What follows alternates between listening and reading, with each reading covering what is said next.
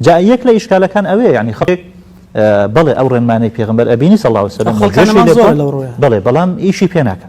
كواتا دوافع كان لبويك إيما بعام يعني اقتداء بيغمبر صلى الله عليه وسلم مسألة إيمانه ومسألة محبته خوشويستية بس محبته شيء حقيقي بتواب نك محبته شيء سرزارك الشاعر زواني فرموا لو كان حبك صادقا لأطعته إن المحب لمن يحب مطيعه أجر براستي الراز بكي لويك علي أمن بيغمبر خوشوي صلى الله عليه وسلم يعني خدام خوشوي بله أو أبي بجوي بكي وأبي جوي رايلي بكي شو دائما كسي كي خوش بي بجويك يا زور زار أبينا يعني كسي كي دنياي خوش أبي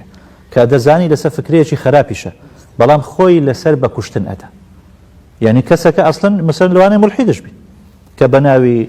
فكرية شيء قومية وبهدناوي كتير هولك أداة خلقك لو أنا خوي لو بكشتن بدا لبرس تشوك خوشي أبي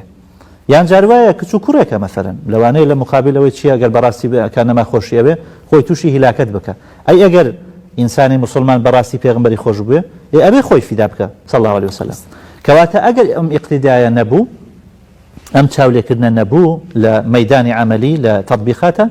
أبي بقرينا ولا بقى خلل هي لإيمانك خلل هي لمحبتك خلل هي لطاعة جويرايلي لبو بيغمبر صلى الله عليه وسلم بويا نايكا بقدوي خو لميدان عملي تشاولينا